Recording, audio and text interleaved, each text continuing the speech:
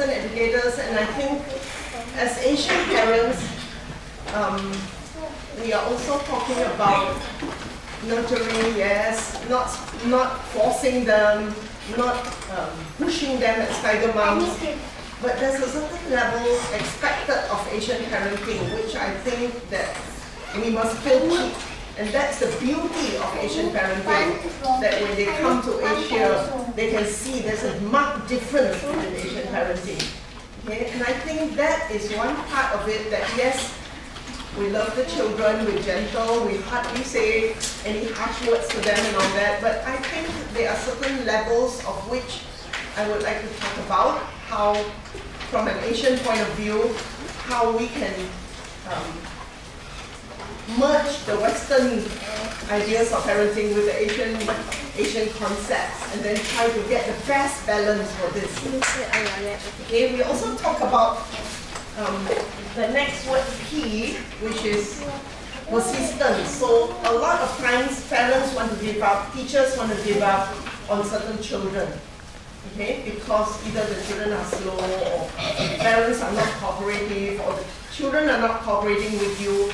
There's this word that you must still remember, to always persist and keep, okay, and not stop that.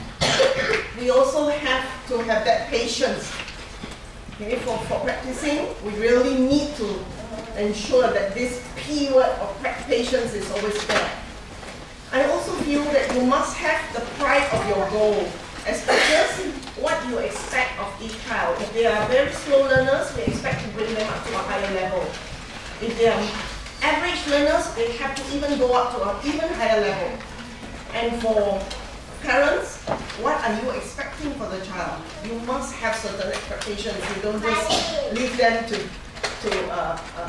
target their own goals at the very start. You help them fix a goal. You can see from all the parents of Tiger Wood, parents of Lang Lang, all these people, they already have an achievement aim for the child, and you try to help the child reach it.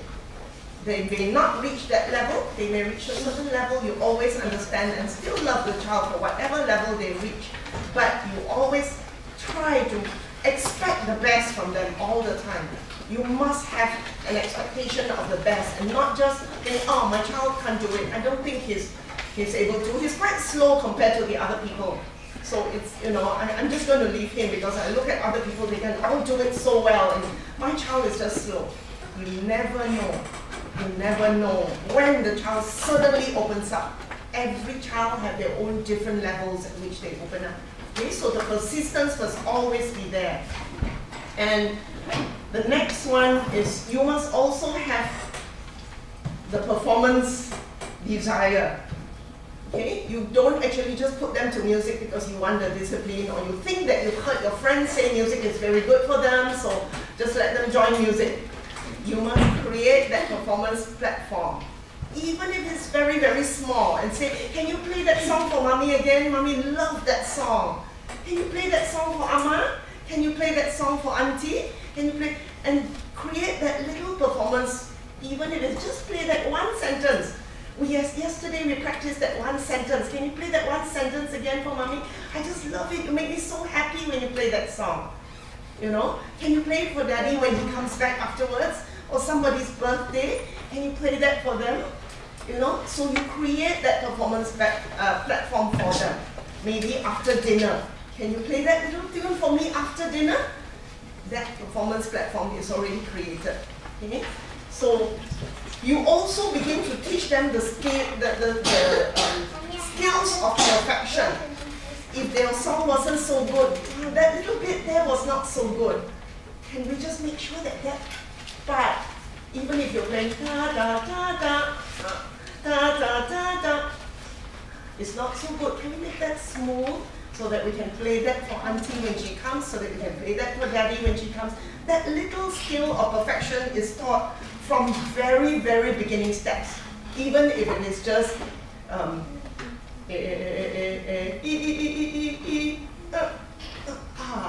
let's master that. So that little perfection, when you teach them perfecting things, you are teaching them the standards that they want for themselves. in life. Okay? Because they will always want that, and we don't want to step out of this practice without finishing that bit. We must try to do one sentence today. So that is really teaching them perfection from the first step, from level 1, from even kindergarten, from the early part of perfection in everything. Okay? Keeping their pajamas when they finish, when they wake up, putting their shoes in the right place, putting your sandwich boxes and empty bottles in the sink when you come back from school. Every little thing is about little perfections, and that applies later to their music practice. Okay? You can see in the junior music classes, when children finish junior music classes, the responsible ones will put all their tambourines and everything in the bag. The irresponsible ones will just, because Kaka always does it, so you know, they will just walk out without remembering all their things. These are little things. If every little thing we teach them perfection, then when we come to the music part, we can talk about perfection. But if you do everything for them and Kaka does everything for them, when it comes to perfection, they're like such an effort. So everything is about the little things every day before we get into the real box of practicing. And then they must have a personal achievement. They must feel today it was better than yesterday. Today's practice, which part was a little better than yesterday? Everything is about a little bit better, bit by bit. Okay? So you develop the personalities as you go on. You develop the personalities through the practices with them. You develop the personality as you bring them to lessons.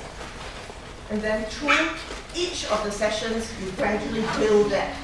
It's like helping a child. First, you hold their hands. And then gradually, you say, come to my bed just a little bit, and then slowly you let go. Okay? So the whole system of really practicing well begins from the very first. Okay, now you must understand yourself, and you must understand the child. And the teachers also need to understand the levels at which you are expecting from the children and the parents. Okay? What sort of personalities are your children and the parents? You know, some children are very early risers. They wake up early in the morning, so they're very early morning people, right? And also because of the hope. Some parents are quite shocked, you know, nearly midnight and their children are still awake. There is no cut-off time, you know. When my children are very young, 9 o'clock is finished. That's their time. They're all in bed. It's me and my husband's time. Right? That is such an important discipline you have to begin from the very early days. So what kind of time is your child most effective? Sure, all children are effective in the mornings, but some children are very tired still in the morning. So you have to know when is your child's peak time as well, right? And when are you best able to help your child? So some parents ensure, okay, like, you know, your children do a few minutes of scales before they go out in the morning. And then in the evening, after dinner, okay, I don't need to call you, 7 o'clock, automatic, what must you do? You have to set the rhythm. Okay, the rhythm gradually builds in. What type of, for children, for the teachers, how are you going to persist with the rhythms? Okay, how are you going to build up that sessions with the children to explain to them about practice times? Is it you are expecting them to take their practice plans early in the morning, or are you expecting to take it at night or in the afternoons? You work out something for them, which is the best. One examiner says, if children don't like to eat vegetables, do you say that, oh, it's okay, my child doesn't like vegetables, so you know, they don't need to eat vegetables? No, because we know vegetables good, and children don't like vegetables at the very start, right?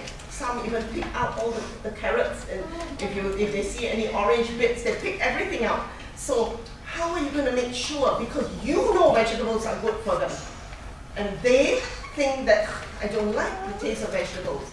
So practice and the system of discipline is like teaching children gradually. You don't like this, find the vegetables that are right for them, and then gradually say, okay, even if you don't like this, you must have a little bit of this, and then gradually increase it and increase it. Okay?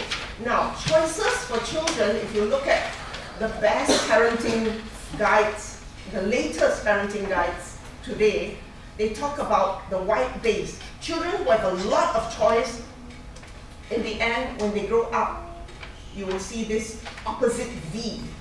And children who have very little choice at first, and then gradually we increase the choice, this V becomes the right V for love, not the opposite V. If you give them a lot of choice, and then you slowly, when they're young, it's okay, just love them, and do all that, and then slowly you see that it's not very right. When they're 12, you think you want to pull the stops already. You gradually find that you can't pull the stops, right? So I still believe in the Asian parenting that 0 to 12 years, you still listen, you still obey, you still do all the things that are basically rules and regulations that mommy expects. Okay, I'm not a tiger mom, but generally I was quite strict with the children in order, in discipline, in expecting even simple things. Thank you, calling people, all the manners and all that. I think we cannot be, as I see a lot of parents that love too much and hug too much and show too much affection and all that, and then gradually find that they can't because you develop those children who tell you off. Are you happy to be there?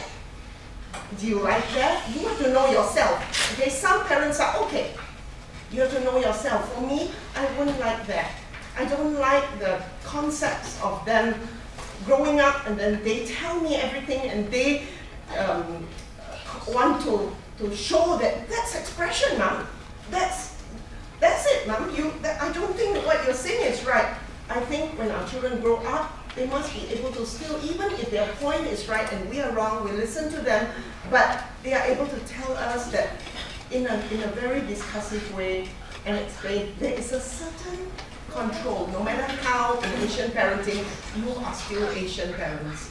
And I feel that. And I dare say that because I feel that I've worked with so many parents, so many years of my life, and I see many who at this point say, mistake, big mistake. How can I do reverse gear now? Cannot go back anymore. So you start from now, wide choice or narrow choice. Okay?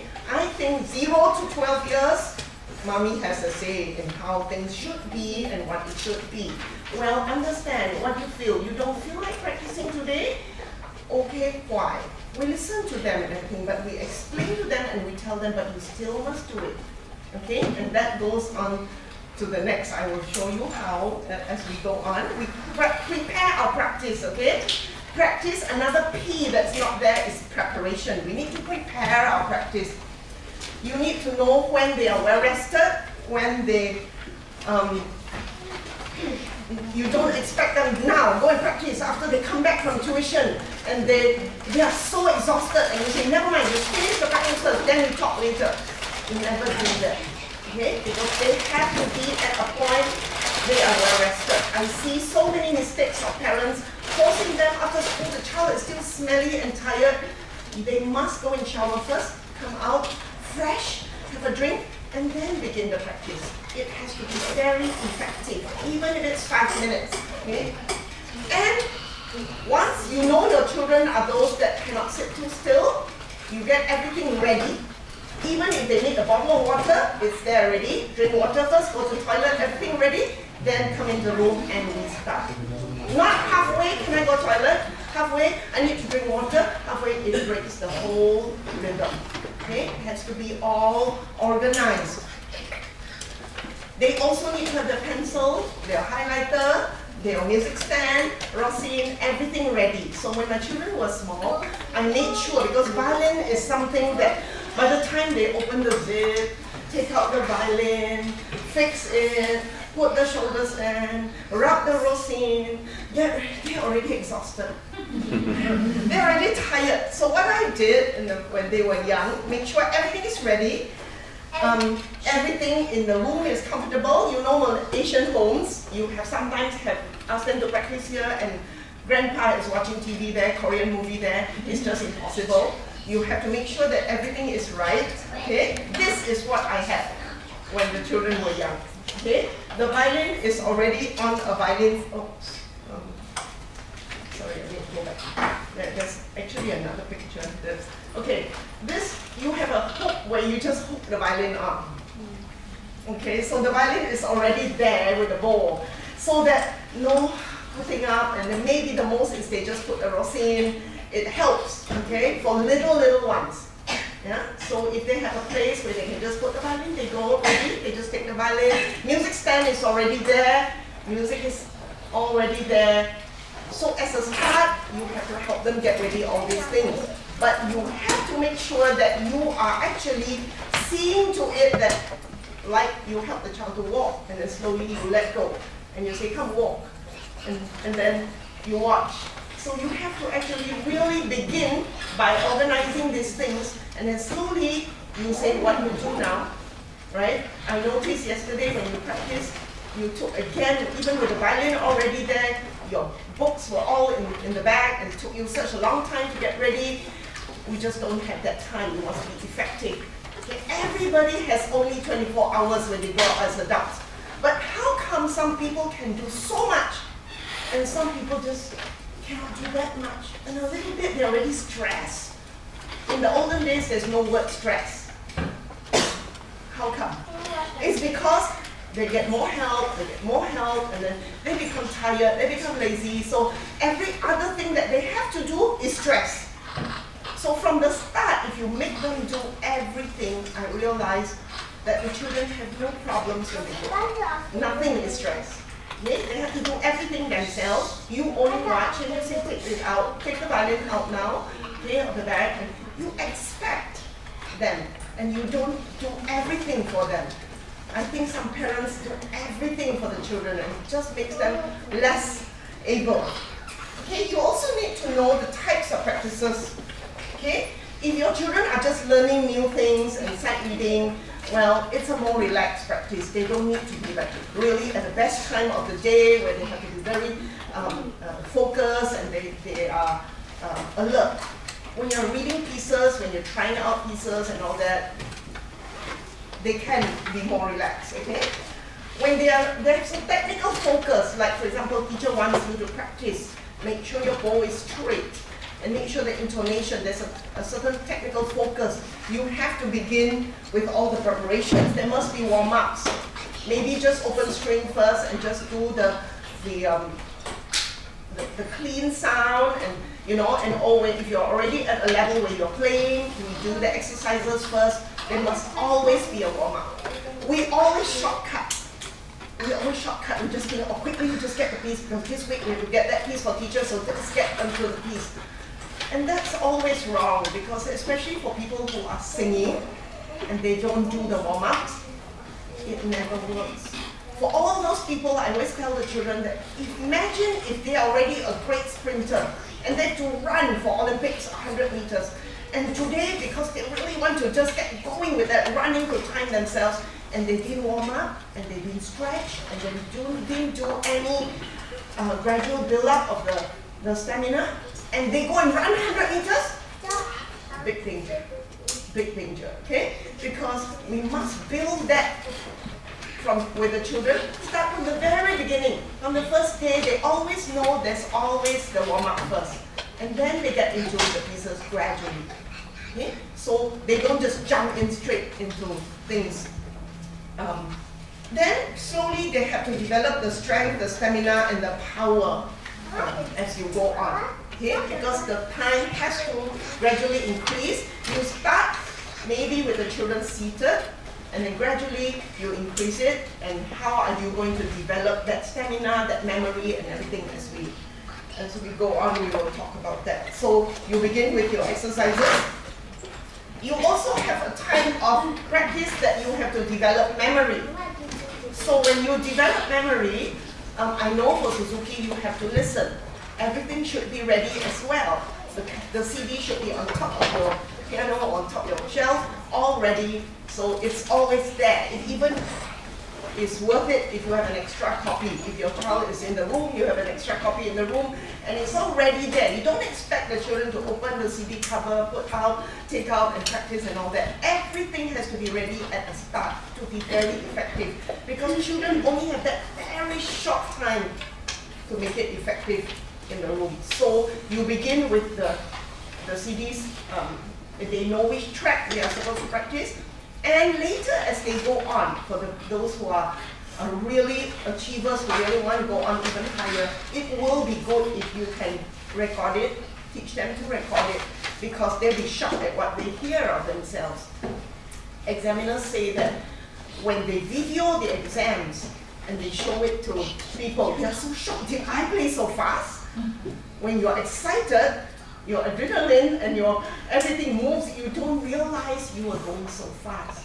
So sometimes we need to show them what they were doing, because you can speak as much as you can, but you know, if you just show them this is what happens, look, you video them rehearsing that and then you show it back to them, then they don't like what they see. Look, your ball was going to the side. Look at how you're holding. You see, you're still holding down. You're not, you know, all these things, right? You can actually show them. And then when you need to build memory, you have to actually develop detailed work. Because if you build memory on the wrong technique or wrong things that you're just memorizing, and you didn't problem solve that area first, then you will soon have a problem. Okay? As you learn patterns, I always talk about the nail.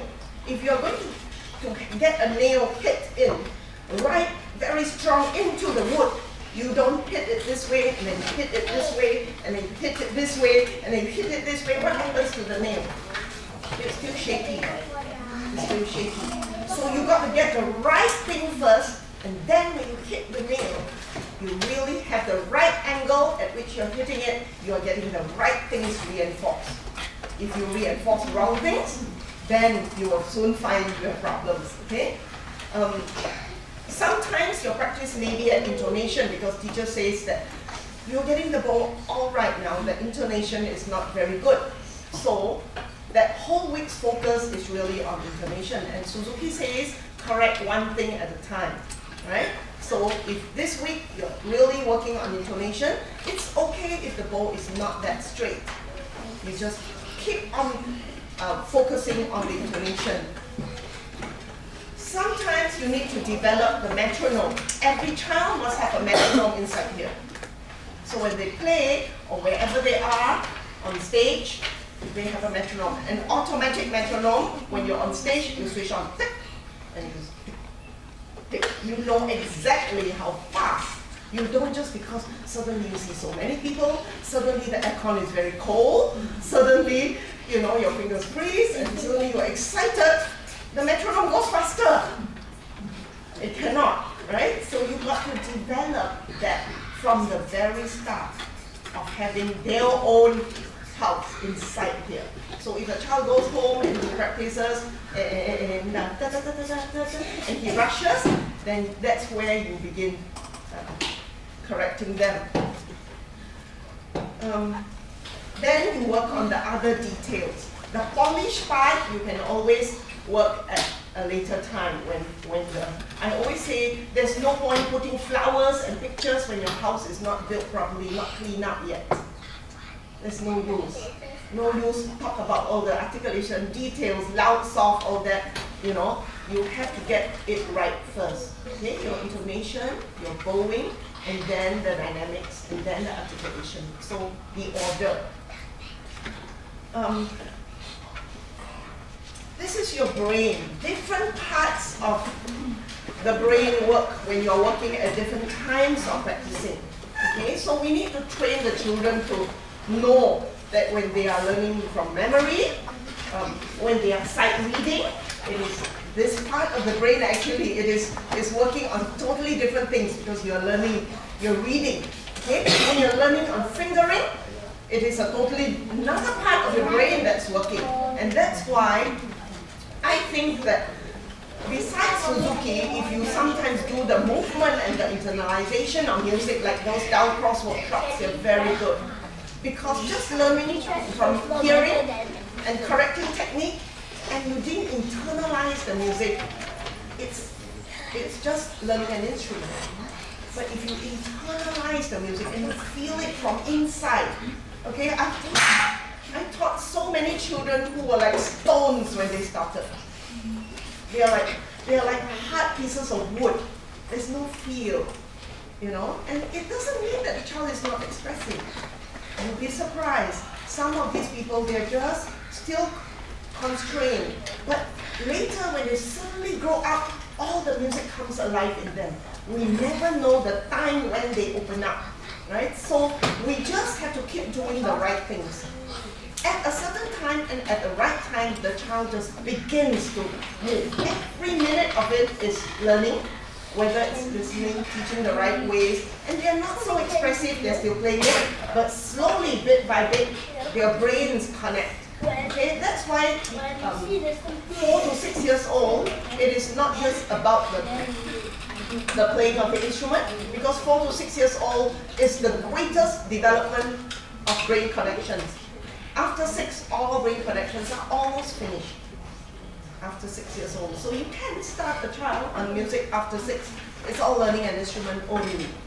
But 4 to 6 years old, if the parents do a little bit of research, you can find out how hand-eye coordination, how movement in the body helps the child's memory.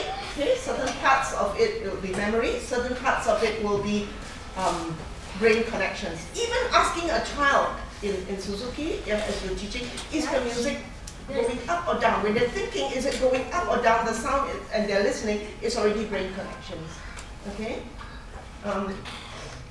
So when you put programs together, let's say you're putting pieces together now. After one piece you have mastered, and 2 pieces, and 3 pieces you have mastered, you are developing memory continuity.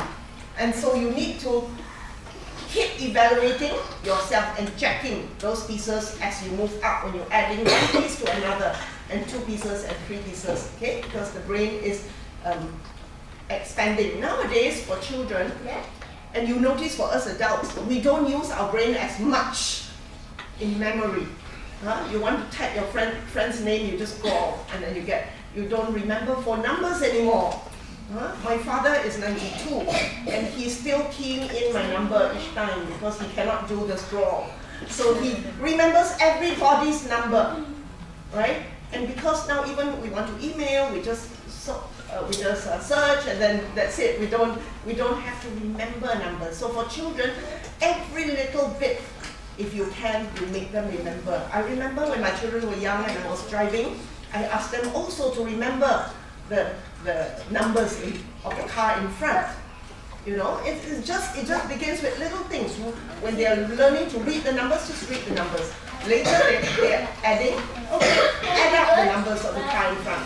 Later, can you remember the names of the numbers of the car in front? So memory always builds from every little thing. Okay, so that you don't have forgetful children. If they forget, oh, I forgot to bring my Rosine today. Oh, I forgot to bring the music today. That is the point for correction immediately. Because that is the point for telling them, see, this is what happens. Can you imagine when you're a big boss and you forgot very, very important things? Yeah? So the little things matter.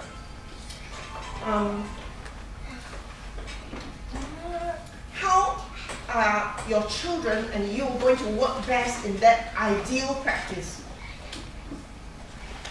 I feel that the parents need to know, for example, if they are coming back from tuition, maybe they are tired after a shower. There's no point to do a very difficult piece. Maybe that's the time they can just do exercises. And Saturdays and Sundays, they're very free. They have no pressure that day. Then you can actually do the more difficult parts, like learning the new notes and all that sort of thing. So you have to work out the ideal practice and know the space and time that you have. How are you going to maximize that little bit that you have? It all begins with a rhythm. Okay, I don't have to call you 7 o'clock after dinner. What do we have to do? Right? So it starts with just a reminder. Okay, and then maybe you're going in, helping them to get started. For the very young ones, yes. For the bigger ones, you just have to tell them. They will also develop a rhythm within the practice itself that they always start with the exercises and the scales and the studies. And then they go on to the pieces. And then maybe at the end of the piece, at the end of the practice, it will be good if they read something new. Okay? Because music is a language. You can go to English tuition all the time, but you don't read on your own. Teacher cannot help you to make a good conversation. You can never write well if you only do what teacher taught you. So it will be good also later. I know Suzuki does not depend on reading as a start because of learning the listening first. But the minute they can read and they can recognize, it will be good for you to also let them explore reading on their own. Okay? Because they must want to explore. If we only learn what we are taught, this has some benefits from traditional practice that you can incorporate with Suzuki, and later the minute they learn some extra reading, you can provide them reading materials that are suitable. You can ask the teachers, for example, if they only know A and E, they can develop something with A and E, create a song for mommy with A and E, you know, things like that. And when they learn 5 notes, they can write a little poem and build that from the 5 at the end of their practice. But it's only at the end that they start doing the creative things. Each practice, they have to perfect that performance. So you have to actually know today what you're going to perfect, and make sure that before they leave the practice that you ask them, have they perfected that? Have they really made that very effective for that section? I think also, like most parents, we expect them to do certain things. We must demand it with love. Okay? We must actually all the time reinforce that we actually care, even if it is not very good, even if they are not very right at that point, that we still love them, but they must still do it for us. So that gets back to the Asian parenting of, you must still expect it. Okay? For, I don't know about how freedom of speech is generally in Western countries. They are allowed to say everything. But for Asian parents, there are certain things that if your father is old, even though we know our parents are wrong, we still don't speak to them, correcting them. Right? There's a certain level of it. And that must be instilled from very young, I feel. Even if they tell you things that are wrong, and we know sometimes, we also expect the way that they speak to us is with respect. And how are they going to, when we demand things from them, it's not like immediately when they grow up, they say we're tiger mums. You know, we don't want that. So we explain to them. Okay, many things as young parents we will not be aware of. And the minute we are aware, we implement. The minute we are aware, we implement. So all parents need to keep knowing. I was just reading a book, I have to share with you a bit later, about the latest skill in parenting and how we can actually deal with all these children of the new technology age. Okay, whatever you do, never drive the children to resentment. Never, because of music, in the end, you kill what is best between you and the child. Okay? Because of music, it should really build a bond between you and the child. And use music as the tool to help you develop all the right attitudes in the child. There is no compromise with practice. No bargaining. I'm sorry, for Asian parents, we expect no bargaining at an early age. Okay? And I believe 0 to 12, you are master. of that. 13 years old, you give them a bit more freedom. 16 years old, friend. Friend. They will tell you all the girlfriend, boyfriend problems. And when they are adults, always friends. Okay? I work very closely with my children. I was in my children's every single practice. I have 3 children.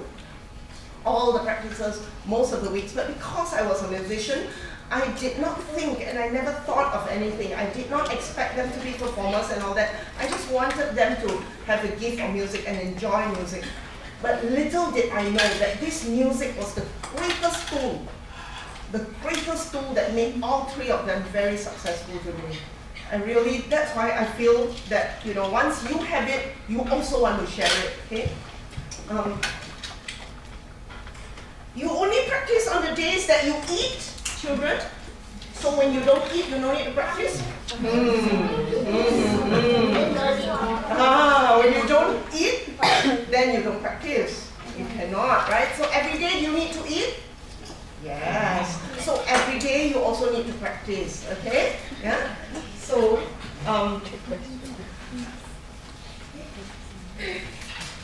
I also think that parents should have sessions of unmonitored practice, where some days you cannot be with them. So what happens? No need to practice because mommy is not there, or daddy is not there. No. Okay, today mommy is busy. So what you expect them to do? You cannot do anything? It's okay. Just do very simple things that you know they can do. Okay, there should be sessions of unmonitored practice.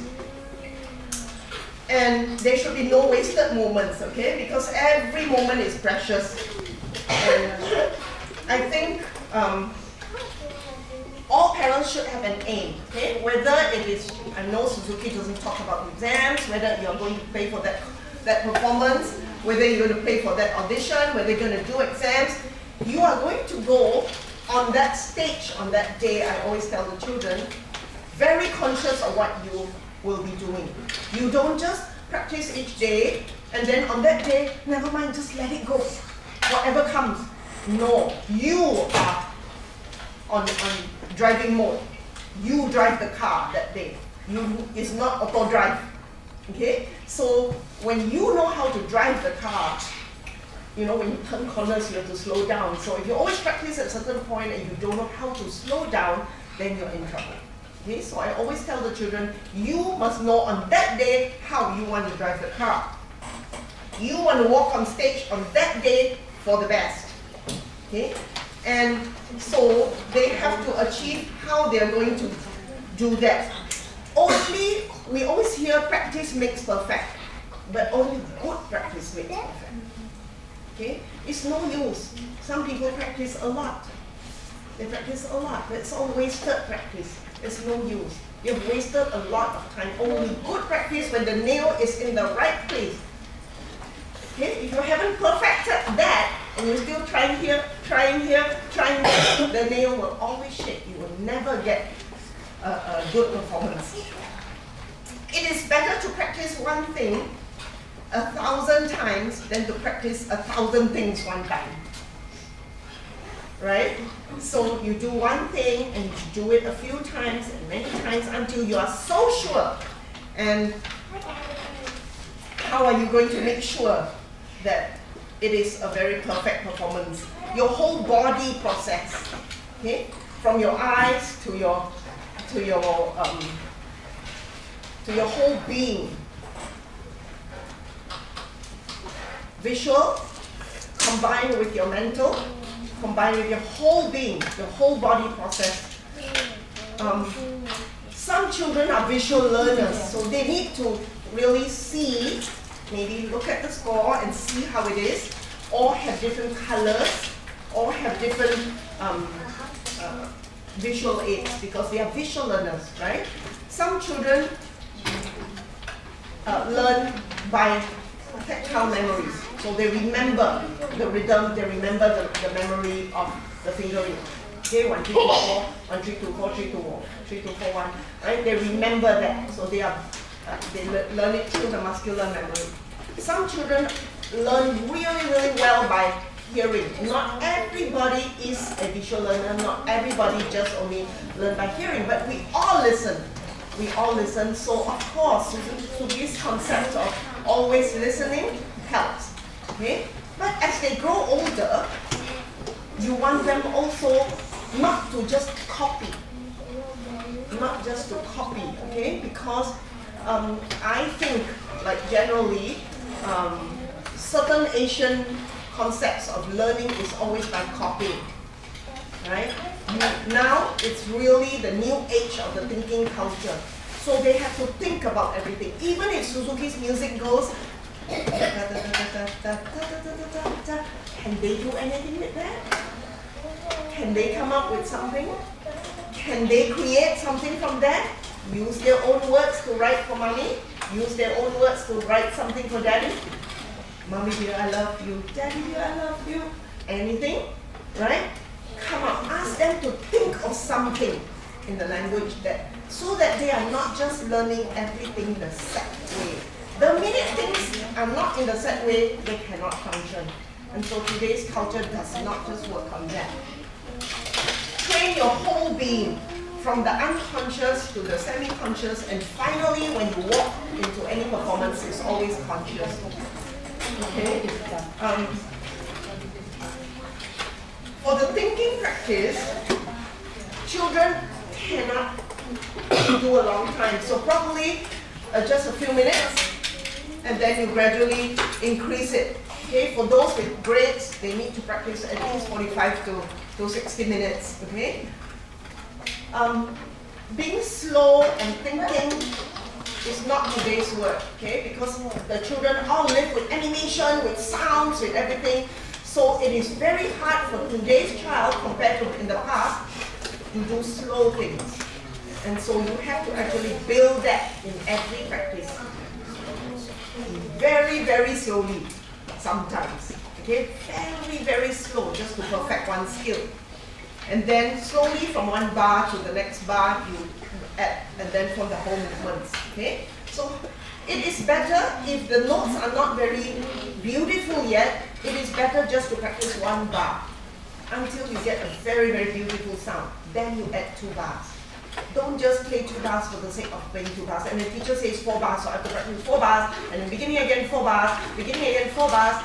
It's like a white shirt that has tomato sauce here, chili sauce here, soya sauce here, and then you just keep washing the whole shirt, and still tomato sauce here, and still soya sauce here. So you're going to wash clean first that spot, wash clean first, and then wash the whole shirt, right? So I always tell them that they should develop that. Okay, how are we going to problem solve this washing bit? After the problem solve, what actually caused it? We have to know. Because we don't just wash off and the next time comes again. Wash off, the next time comes again. What happened? What happened to the, why is there soya sauce there? Why is there tomato sauce there? Right? So we have to actually think, was it the bowl? Was my practice free with the bowl? Was it my fingers? Was it me not listening? Okay, solve it step by step and test it. Keep testing it again and again. And implement slow steps and then slowly speed up. Okay? All children need to practice like a pro. Like I say, the training begins from the practice very, very gradually. Okay? Don't think that they are children. Imagine they are really, really professionals from the few minutes they are with them. And yes, just now, Joey was talking about the triangle support. A lot of people tell us things as parents, what we must do, yes, parents, teachers, children. But what do we do when, you know, they tell us all these things? We all know as parents we have to do it, but how to do it is really the parents' problem of how they're having to solve this. And I think sessions of really knowing how to solve your child's problem and how to help it is actually another whole session by itself. But I think that the parents need to find out what is the problem. Not just know, it's head knowledge that we have to help them. But what actually is the child's problem and solve that particular problem. Okay? How long can we practice is all up to your child that you gradually add, okay? But remember that if you practice with your fingers, you can play all day. If you really practice with your heart and your mind, you cannot play that long because you are really concentrating. So you really need to keep practices short and very, very effective. And children tire even before half an hour, okay? Joshua Heifetz, the well-known, the very top violinist, says that practicing too much is as bad as practicing too little. So don't ask them to over-practice, okay? Wrong practice makes permanent. So if you're practicing wrong with the wrong bow and you do many times, you are developing a wrong habit. Okay? Suzuki said, perfect practice makes perfect. Not just practice only. You have to really practice thinking of the sound, thinking of then you repeat like the nail. Lang Lang says, don't practice that you just get it right. Practice until you can't get it wrong. Oh, how? You have to practice until it cannot go wrong, okay? Now, we need some instructions for the brain so that you are in total control. Okay, you can't repeat without memorizing. Of course, you got to do it many times, but you also cannot memorize without repeating. So you have to also do it a few times to repeat, okay? And poor repeats means you're keying in the wrong habits.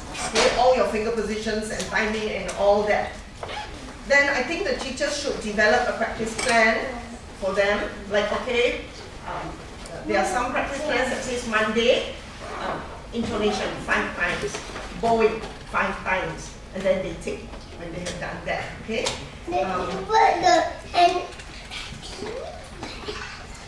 I want to show you, perhaps like if you have week 1, okay, day 1, maybe on the week 1 you can expand it yourself and you can actually make them tick after they've done week 1. What was your plan? So week 1, if it is on both, then they tick.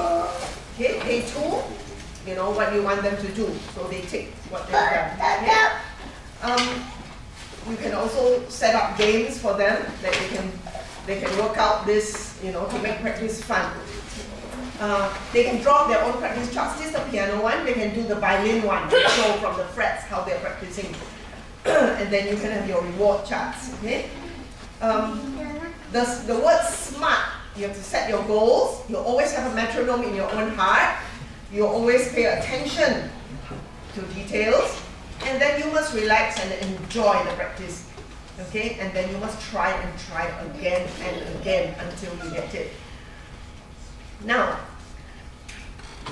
wrongs are very hard to undo, and children who get the wrongs later develop shoulder problem, wrist pain, you know, a lot of wrongs. I know of many of our violinists now, they are already getting all the pains and they find that a problem. Okay, so we mustn't have any of those wrongs. Then you repeat it. Okay, like sports, okay? I find that music is very, very much like sports, a process that you have to begin with the right technique. If somebody teach you to hold your tennis racket in the wrong way and then you correct it, it's very, very hard to correct that technique already. And you also need to build your stamina, okay? From 5 minutes, 10 minutes and all that. You also need to build your breath and your energy. You have to take care of the health of all that. So how you're going to do that, you also need to know. George Leonard also said that you never develop these things without that awakening, because he was a great educationist and he realized that people always fall back on the wrong habits. So every day you must correct that habit and not fall back. It's like smoking. You say you want to stop smoking, but then you just fall back. Right? So you cannot fall back on those habits. We really want to work on quality, one skill at a time, and then slowly add. Okay, and then build another skill, and then add. For the children, probably like this. Okay? So one ice cream and then add gradually. Okay? I really want to talk to you, since time is almost up, I want to talk to you about the spirit, that you always must make sure that it's always positive. Now, very often in music, they develop this beginning very, very well, and then they reach a plateau. Okay?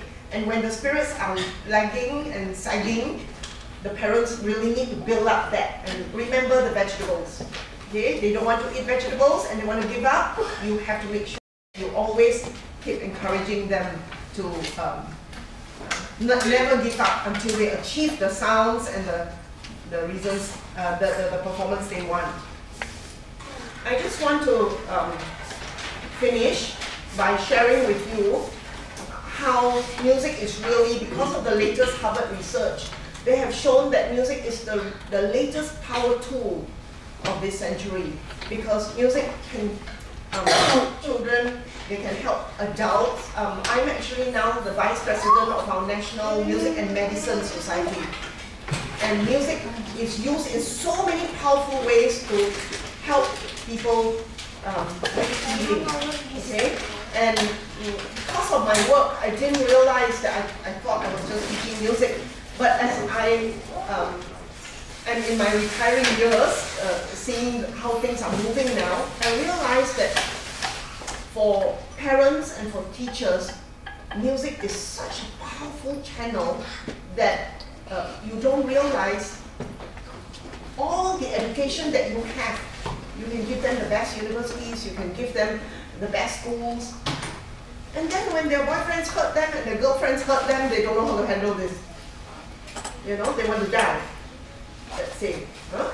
So what are we doing all the years of our life? And you also realize many people in their retirement years realize that they've been building all the wrong things and they're building material things.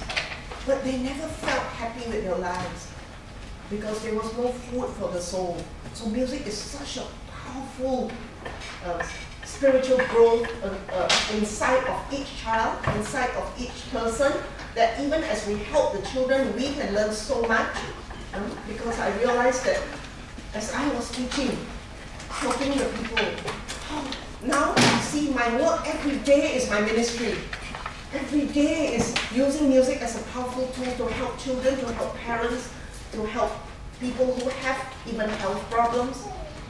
Such a wonderful and powerful tool that if you can use it right to build the right personalities, they will be adults who really will be very strong, very resilient, and they will be people who know how to control not just their lives by and many things that they can't control, but they have the emotional stability and the spiritual well-being inside to be able to enjoy life fully. Okay?